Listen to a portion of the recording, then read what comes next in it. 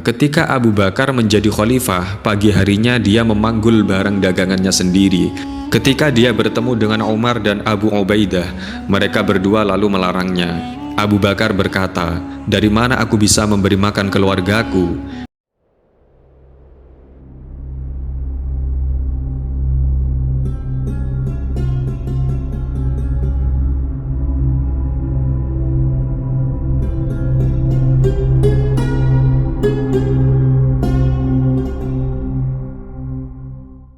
Assalamualaikum warahmatullahi wabarakatuh, sahabat-sahabat muslim yang dirahmati Allah Subhanahu wa Ta'ala. Pada kesempatan kali ini, kita akan menjelaskan sosok yang menjadi salah satu pilar penting dalam sejarah Islam, yaitu tentang kehidupan dan warisan dari seorang tokoh yang dihormati dan dijadikan teladan oleh umat muslim di seluruh dunia, Abu Bakar As-Siddiq. Abu Bakar As-Siddiq Khalifah Rasulullah SAW. Ia bernama asli Abdullah, dikenal juga dengan Atik bin Abu Quhafah Uthman bin Amir al-Quraisy at-Taimi radhiyallahu anhum. Yang meriwayatkan darinya adalah beberapa orang sahabat dan pemuka tabi'in. Ibnu Abu Mulaikah dan lain-lain mengatakan bahwa Atik adalah julukannya. Diriwayatkan dari Aisyah, dia berkata, nama yang diberikan oleh keluarganya kepada Abu Bakar adalah Abdullah, tetapi dia sering dipanggil dengan nama Atik. Ibnu Ma'in berkata, dia dijuluki dengan Atik karena wajahnya yang tampan. Imam Al-Laits bin Sa'ad juga mengatakan hal yang senada. Yang lain berkata, dia keturunan Quraisy yang paling tahu tentang nasab mereka. Dia tokoh masyarakat Quraisy yang pertama kali beriman. Ibnu Al-Arabi berkata, biasanya orang Arab menyebut sesuatu yang sangat bagus dengan sebutan Atik. Diriwayatkan dari Aisyah, dia berkata, tidak ada seorang pun ayah dari kalangan muhajirin yang masuk Islam selain Abu Bakar. Diriwayatkan dari Az-Zuhri, dia berkata, Abu Bakar berkulit putih kekuning-kuningan, lembut, berambut keriting, pangkal pahanya ramping, dan kain sarungnya tidak pernah naik di atas lututnya. Diceritakan bahwa dia sering berdagang ke Basrah dan mendermakan hartanya kepada Nabi serta untuk membela agama Allah. Rasulullah Shallallahu Alaihi Wasallam bersabda, tidak ada harta yang lebih bermanfaat bagiku daripada hartanya Abu Bakar. Urwah bin Zubair berkata, ketika Abu Bakar masuk Islam, dia mempunyai 40.000 dinar. Amr bin As berkata, ya Rasulullah, siapa orang yang paling engkau senangi? Beliau menjawab, Abu Bakar. Diriwayatkan dari Ali bahwa Nabi SAW pernah melihat Abu Bakar dan Umar seraya bersabda, kedua orang ini adalah pemimpin penghuni surga dari dulu hingga yang terakhir, kecuali para Nabi dan Rasul. Engkau jangan memberikan informasi ini kepada mereka, wahai Ali. Ibnu Mas'ud berkata, Rasulullah SAW bersabda, lau kuntu muttakhidan khalilan latakhadtu Aba Bakrin khalilan. Seandainya aku boleh mengambil kekasih, niscaya aku akan menjadikan Abu Bakar sebagai kekasih. Ibnu Abbas juga meriwayatkan hal yang sama, lalu dia menambahkan, tetapi dia adalah saudaraku dan sahabatku yang dilandaskan karena cinta kepada Allah. Tutuplah jendela masjid kecuali jendela Abu Bakar. Diriwayatkan dari Umar, dia berkata, Abu Bakar adalah pemimpin kami, orang terbaik kami dan orang yang menjadikan kami cinta kepada Rasulullah Shallallahu Alaihi Wasallam. Diriwayatkan dari Abdullah bin Syaqiq, ia berkata, aku pernah berkata kepada Aisyah, siapa sahabat Nabi Shallallahu Alaihi Wasallam yang paling beliau cintai? Aisyah menjawab, Abu Bakar. Aku bertanya lagi, kemudian siapa? Dia menjawab, Umar. Aku bertanya lagi, lalu siapa? Dia menjawab, Abu Ubaidah. Aku bertanya lagi, kemudian siapa? Aisyah kemudian tidak berkata apa-apa. Diriwayatkan dari Abu Sa'id Al-Khudri bahwa Rasulullah SAW pernah duduk di atas mimbar lalu bersabda, sesungguhnya ada seorang hamba yang diizinkan oleh Allah untuk memilih antara kemegahan dunia dengan apa yang ada di sisinya. Lalu dia memilih apa yang ada di sisinya. Abu Bakar berkata, kami siap menjadi penebusmu ya Rasulullah. Abu Sa'id berkata, kami kemudian terkejut, orang-orang pun berkata, lihatlah syekh ini. Rasulullah mengabarkan tentang orang yang diberi pilihan oleh Allah, tetapi dia berkata, kami siap menjadi penebusmu. Abu Sa'id berkata, orang yang diberi pilihan itu adalah Rasulullah Shallallahu Alaihi Wasallam, sedangkan Abu Bakar adalah orang yang paling tahu tentang hal itu dari kami. Diriwayatkan dari Abu Hurairah, ia berkata, Rasulullah Shallallahu Alaihi Wasallam bersabda, tidak ada seorang pun yang meminta kepada kami kecuali kami akan memberinya selain Abu Bakar, karena dia justru memiliki tangan yang dengannya Allah mencukupinya pada hari kiamat. Tidak ada harta yang memberiku manfaat sama sekali selain harta milik Abu Bakar. Seandainya aku boleh mengambil seorang kekasih, tentu aku akan mengambil Abu Bakar sebagai kekasih. Ketahuilah sahabat kalian ini adalah kekasih Allah. Muhammad bin Jabir bin Mut'im berkata, ayahku menceritakan kepadaku bahwa seorang perempuan pernah datang menemui Rasulullah Shallallahu Alaihi Wasallam lalu berkata tentang sesuatu kepada beliau, dan beliau pun memerintahkan sesuatu kepadanya. Perempuan itu berkata, bagaimana ya Rasulullah jika aku tidak menemukanmu lagi karena engkau meninggal? Beliau menjawab, jika kamu tidak menemuiku lagi, maka temuilah Abu Bakar. Diriwayatkan dari Aisyah, dia berkata, Rasulullah Shallallahu Alaihi Wasallam bersabda kepadaku ketika beliau sedang sakit, panggillah ayah dan saudaramu supaya menuliskan suratku, karena aku takut ada orang yang berangan-angan dan ada orang yang berkata begini dan begitu. Lalu Allah dan orang-orang beriman menolak kecuali Abu Bakar. Imam Al-Bukhari meriwayatkan dari hadis Abu Idris Al-Khawlani, ia berkata, aku mendengar Abu Darda berkata, ketika Abu Bakar dan Umar sedang berdiskusi, tiba-tiba Umar marah kepada Abu Bakar. Umar kemudian keluar meninggalkannya dalam keadaan marah. Lalu Abu Bakar mengikutinya dan menyuruhnya untuk beristighfar, tetapi Umar tidak melakukannya hingga dia menutup pintu di depannya. Abu Bakar lantas pergi menemui Rasulullah Shallallahu Alaihi Wasallam. Abu Darda berkata, kami ketika itu berada di sisi Rasulullah. Setelah itu beliau bersabda, sahabat kalian ini adalah orang yang lapang dada. Imam Al-Bukhari berkata, Umar kemudian menyesali perbuatannya, maka ia lalu datang dan duduk di samping Nabi Shallallahu Alaihi Wasallam, lantas menceritakan tentang masalah tersebut kepada Nabi. Abu Darda lanjut berkata, Rasulullah Shallallahu Alaihi Wasallam kemudian marah. Lalu Abu Bakar berkata, demi Allah ya Rasulullah, aku benar-benar telah berbuat zalim. Rasulullah lalu bersabda, apakah kalian meninggalkan sahabatku karenaku? Aku menyerukan kepada kalian, wahai manusia, sesungguhnya aku adalah utusan kepada kalian semua. Lalu kalian berkata, kamu berdusta. Namun Abu Bakar berkata, engkau benar. Atha bin As-Sa'ib berkata, ketika Abu Bakar menjadi khalifah, pagi harinya dia memanggul barang dagangannya sendiri. Ketika dia bertemu dengan Umar dan Abu Ubaidah, mereka berdua lalu melarangnya. Abu Bakar berkata, dari mana aku bisa memberi makan keluargaku? Mereka berdua berkata, pulanglah, kami yang akan mencukupimu. Mereka kemudian memberinya seekor kambing setiap hari. Namun mereka mempertanyakan kepala dan perut kepada beliau. Umar berkata, aku yang akan memberikan keputusan. Abu Ubaidah berkata, kepada aku membayar dendanya. Umar berkata, selama 1 bulan aku menjabat, tidak ada 2 orang berperkara mengadu kepadaku. Muhammad bin Sirin berkata, Abu Bakar adalah sosok yang paling pandai menakwilkan mimpi dari kalangan umat ini setelah Nabi Shallallahu Alaihi Wasallam. Zubair bin Bakar berkata dari beberapa gurunya, pembesar para sahabat itu adalah Abu Bakar dan Ali. Diriwayatkan dari Urwah dari Aisyah bahwa dia pernah memanggil orang yang mengira bahwa Abu Bakar pernah melontarkan bait-bait syair. Ia berkata, demi Allah, Abu Bakar tidak pernah membaca syair, baik pada masa jahiliyah maupun Islam. Dia dan Utsman telah meninggalkan minum khamr sejak masa jahiliyah. Diriwayatkan dari Abdurrahman bin Abu Layla bahwa Umar pernah naik ke atas mimbar kemudian berkata, ketahuilah, orang yang paling mulia dari umat ini setelah nabinya adalah Abu Bakar. Siapapun yang mengatakan hal yang bertentangan dengan ini setelah aku berdiri di sini, berarti dia telah mereka-reka kebohongan, sehingga dia berhak mendapatkan hukuman.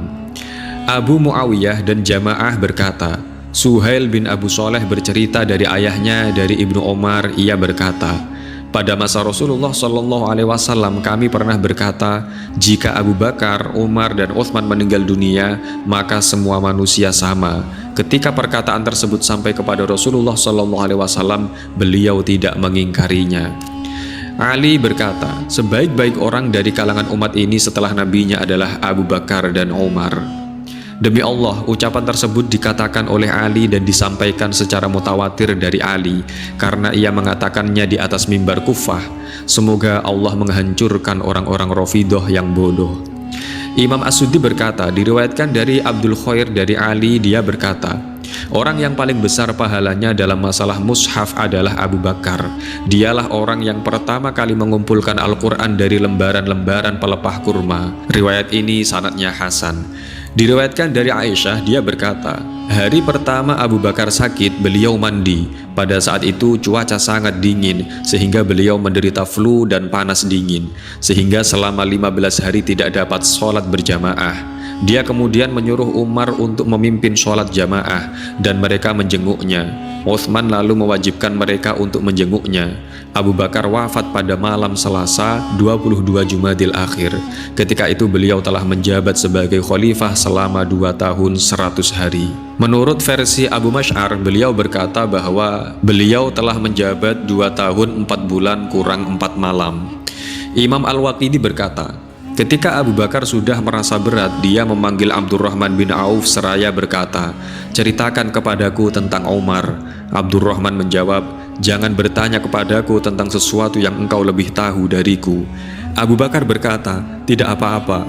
Abdurrahman berkata, demi Allah pendapatnya lebih baik darimu di dalamnya. Abu Bakar kemudian memanggil Utsman dan bertanya kepadanya tentang Umar. Utsman lalu menjawab, menurutku jiwanya lebih baik daripada lahirnya, dan di antara kita tidak ada orang yang sebanding dengannya. Abu Bakar berkata, semoga Allah merahmatimu. Demi Allah, seandainya kamu meninggalkannya, maka aku akan memusuhimu. Oleh karena itu, Sa'id bin Zubair, Asyad bin Hudair, dan yang lain selalu mengajak mereka berdua bermusyawarah. Seorang pria kemudian berkata, apa yang kamu katakan kepada Tuhanmu jika dia bertanya tentang penggantimu Umar, padahal kamu telah mengetahui kesalahannya? Abu Bakar berkata, dudukkanlah aku. Apakah engkau ingin menakut-nakuti diriku dengan Allah? Aku ingin menegaskan bahwa aku telah memilih seorang khalifah terbaik di antara umatnya. Setelah itu Abu Bakar memanggil Utsman seraya berkata, tulislah Bismillahirrahmanirrahim. Inilah janji Abu Bakar bin Abu Quhafah pada akhir masanya di dunia menjelang ajalnya tiba dan awal masanya memasuki akhirat. Kendati orang kafir menjadi beriman, orang jahat menjadi baik, dan pendusta menjadi jujur, bahwa aku memilih Umar bin Khattab sebagai penggantiku. Dengarlah dan taatilah dia. Sesungguhnya aku tidak pernah mengurangi kebaikan Allah, Rasulnya, agamanya, diriku dan diri kalian. Jika benar, maka itulah prasangkaanku dan pengetahuanku di dalamnya. Jika ternyata meleset, maka setiap orang bertanggung jawab terhadap apa yang dilakukannya. Aku hanya menginginkan kebaikan dan aku tidak mengetahui alam gaib, dan orang-orang yang zalim itu kelak akan mengetahui ke tempat mana mereka akan kembali. Ketika Abu Bakar meninggal dunia, Aisyah sempat membaca syair, la'amruka ma yanbaghi thara'u 'anil fata idza hashrajat yawman wa dhaqa bihas sadru. Sumpah, kekayaan tidak bermanfaat bagi seseorang jika ajal telah menjemput dan dada menyempit.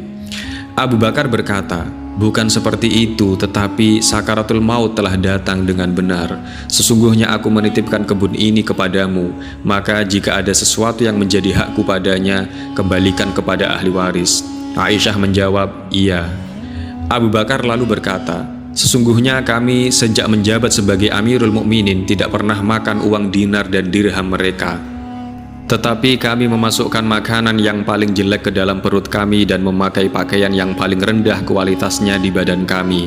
Kami juga tidak pernah mengambil sesuatu dari pajak kaum muslim kecuali seorang budak Habsyi ini, unta tua ini, dan unta hamil ini. Jika aku meninggal dunia, maka kembalikan seluruhnya kepada Umar. Aisyah pun melaksanakannya. Al-Qasim berkata, diriwayatkan dari Aisyah, ia berkata, ketika Abu Bakar menjelang wafat, ia sempat berkata, yang aku tahu bahwa keluarga Abu Bakar hanya memiliki unta ini dan budak ini. Dia bekerja sebagai pedangnya kaum muslimin dan mengabdi kepada kami. Jika aku meninggal dunia, maka kembalikan dia kepada Umar. Ketika Aisyah mengembalikannya kepada Umar, Umar berkata, "Semoga Allah merahmati Abu Bakar, dia telah memberatkan orang-orang sesudahnya." Imam Az-Zuhri berkata, Abu Bakar pernah berwasiat agar dia dimandikan oleh istrinya Asma binti Umais, dan jika tidak bisa, maka mintalah bantuan kepada anaknya Abdurrahman. Abul Wahid bin Aiman dan lainnya berkata, diriwayatkan dari Abu Ja'far Al-Baqir, ia berkata, Ali pernah datang menengok Abu Bakar setelah dia dibungkus kain kafan. Ia berkata, tidak ada orang yang bertemu Allah dengan sahifahnya lebih aku cintai daripada orang yang terbungkus dengan kafan ini. Imam Al-Qasim berkata, Abu Bakar pernah berwasiat agar dikuburkan di samping Rasulullah SAW. Maka ketika kuburan telah digali, kepalanya pun diletakkan di sisi kedua pundak Rasulullah SAW.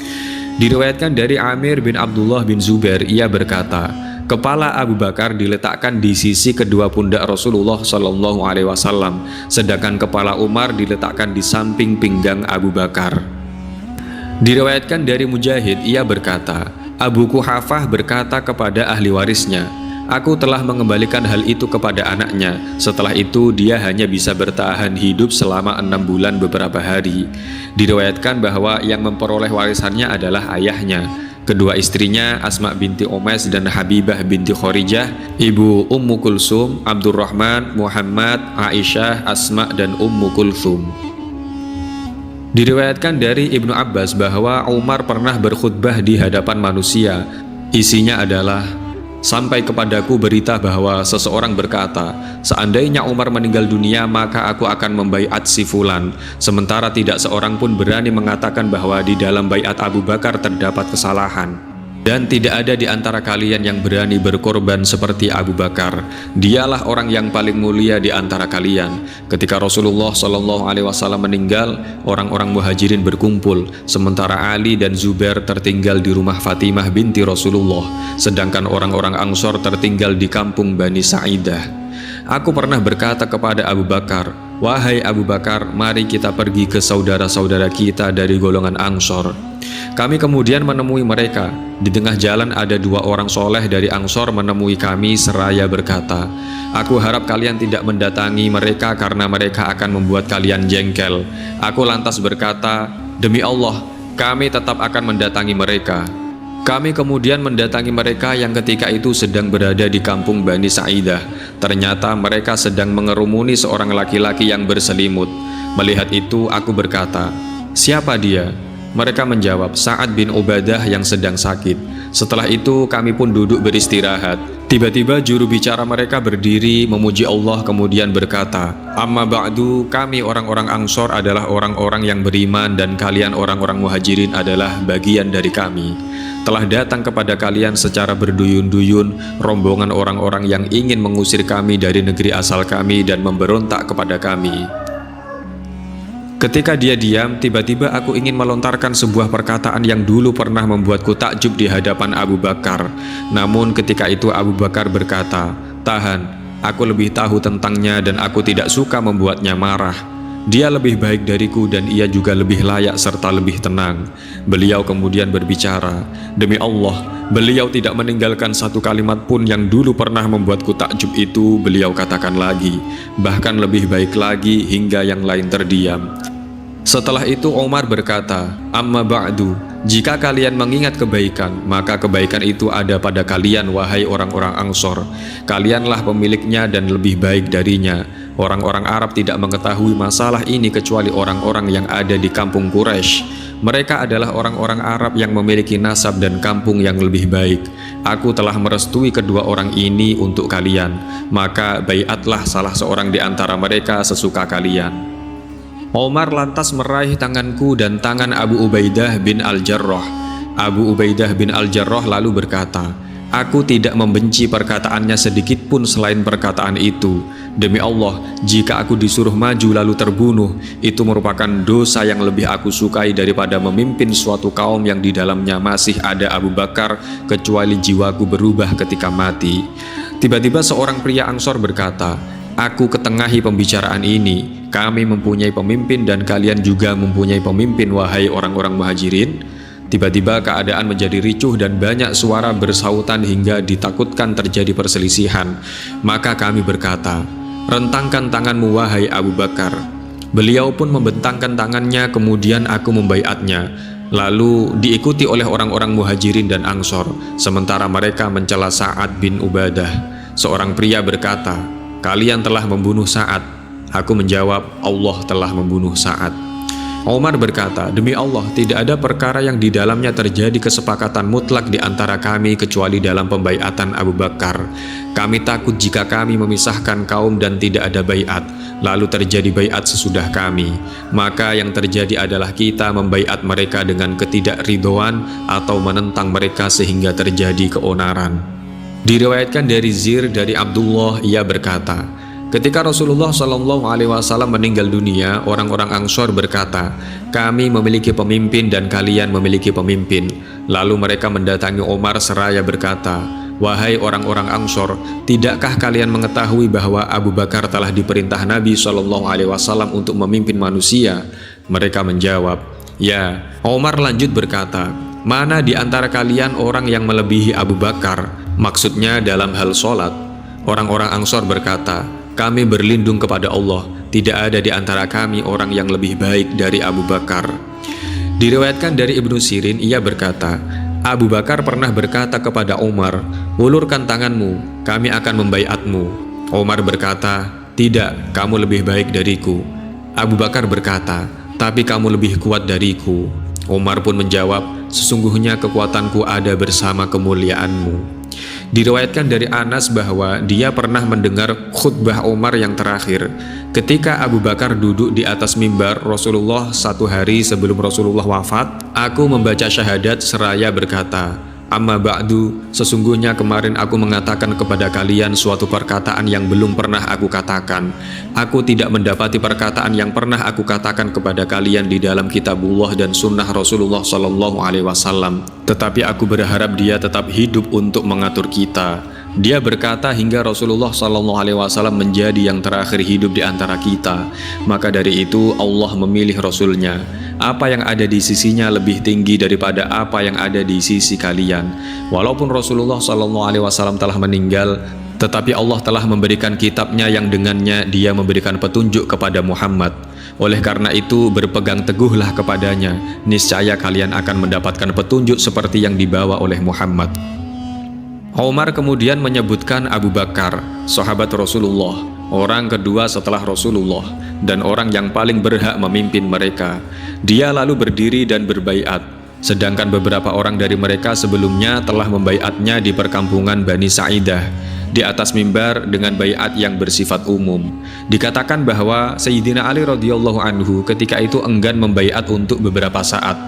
Urwah berkata, diriwayatkan dari Aisyah, dia berkata, ketika Fatimah meninggal, 6 bulan setelah ayahnya meninggal, ahlul baitnya berkumpul untuk menemui Ali.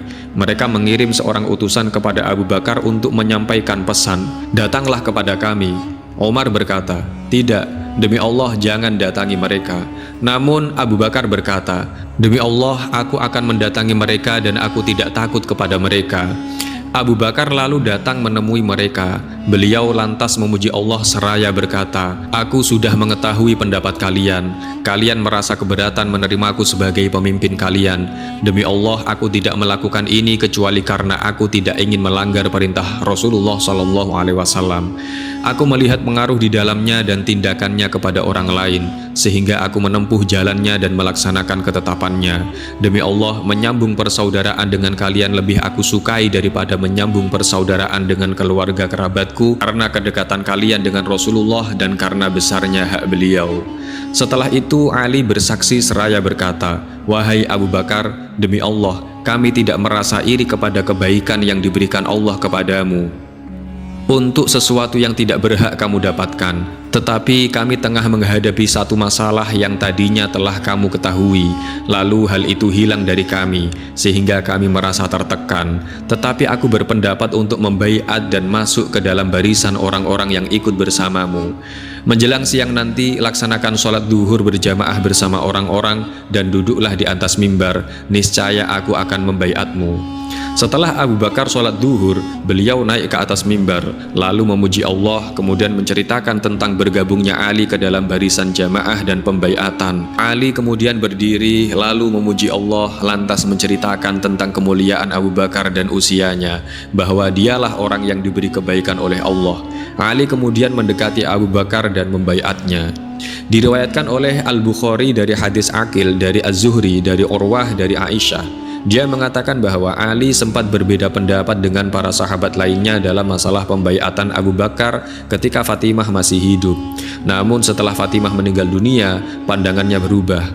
Maka beliau berdamai dengan Abu Bakar dan membaiatnya. Alhamdulillahirabbil alamin, sahabat-sahabat muslim yang dirahmati Allah Subhanahu wa taala. Melalui pembahasan ini, semoga kita berharap dapat memperdalam pemahaman kita tentang Abu Bakar dan mewarisi semangatnya yang menginspirasi. Semoga kita dapat melanjutkannya dengan semangat kebersamaan dan saling menghormati, dan semoga pembahasan kita hari ini memberikan cahaya dan kebijaksanaan dalam perjalanan spiritual kita. Demikian dari kami, apabila banyak kesalahan mohon maaf yang sebesar-besarnya. Al-haqqu min rabbika fala takunanna minal mumtarin. Wassalamualaikum warahmatullahi wabarakatuh.